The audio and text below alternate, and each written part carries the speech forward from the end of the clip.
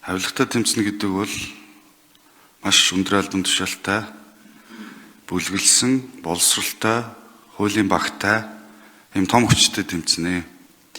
Монгол улс төрийн албаагч 226 мянга, төрийн өмчт компанид ажилладаг дахиад 60-70 мянган, 300 мянган хүмүүсийн хам хүрээнд 65 мөрдөгчтэй, за орон нутагт 21 аймгийн засаг захиргаа, түний агентлагууд гээд тэнд 8 мөрдөгчтэй ажилладаг гэж өчигдөр бүлэгдээр ярьж илээ. Тэгэхээр ингээд нэг холбогдогчийг аваад байцаахлаар өгөгч авахч гэсэн ингээ хоёр тал баг. За зуучлагч, хамжигч, дэмжигч гээд 5-6 талуудыг 65 мөрдөгчөөр 300 мянган төрийн албан агчийн хам хүрээнд ажиллана гэдэг бол ингээд тоог нь бодоход л авилгатай тэмцэх газар энэний ард гарахад хэцүү.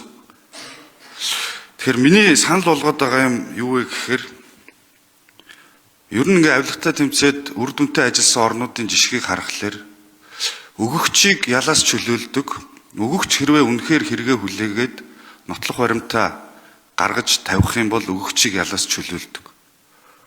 Тэгээд ирэхлээр яах вэ гэхээр төрийн албан хаагч нь авахаасаа айдаг.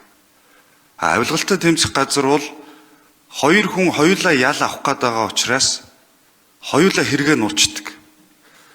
Тэгээд тэр том хүчтэй ийм цөөхөн бүрэлдэхүүнтэй ажиллаад манайх хэрэгээ илрүүлж чадахгүй ингээл овоороод байгаа. Тэгэхээр юу вэ гэхээр авилгатай тэмцэх газрын дарагт бас нэг соён гэгэрүүлэх үүрэг байдаг, чиглэл байдаг. Тэнд судалгааны баг байх ёстой. Тэрүүгээрээ энэ хуулийн хүрээнд энэ өгөгчийг чөлөөлөх, өөрсдөөсөө энэ ачааллыг бууруулах, за хэргийн илрэлтийг нэмэгдүүлэх тал дээр судалгаа хийж улсын хурал тайлагнаж өгөөч.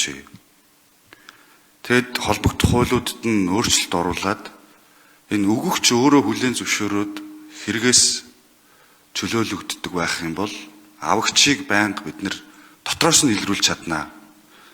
Хэргийн илрэлт бол ерөөсө 50%-аар нэмэгдэнэ. Холбогч одоо шалгах ёстой хүн нь 50%-аар хасагдаж энэ холбогдогч яг бид нэр байгаа он чаднаа л гэсэн энийг хэлэх гээд байгаа. Энэ маань тэгээд олон улсуудад бас зөв жишээ болж явдаг юм байна. За хоёрт нь та ингээд 12 жил ингээ хоёр бүлгийн хурлыг харахаар хоёулаа ер нь дэмжигдсэн дүнтэй гарсан. Одоо ингээ цаашаа үргэлжлээд ажиллах баг. 12 жил ажиллаж байна. Энэ бол одоо нэг decade гэж ярьдаг. Хулган жилээс дараагийн хулган жил хүртэл. Энэ 12 жилийн одоо энэ дараагийн ажиллах 6 жил дээр нэг алга эргүүлэх юм шиг сайхан өөрчлөлт хийгээч. Түүхэнд үлдээч. Түүхэнд одоо алтан үсгээр бичигдээч.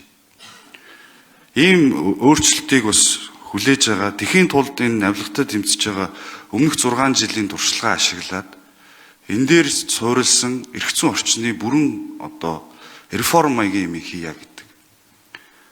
Ийм саналыг дэвшүүлж байна.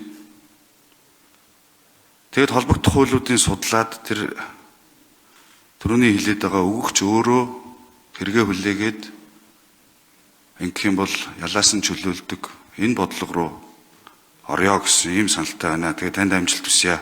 За бас минут дуусаагүй байна. Хэвлэл мэдээллээр улс төрждгүү ч их зөв шүү. Хэргийг бол шүүхэд л эцсийн шийдвэр гарч байгаа. За амжилт хүсье.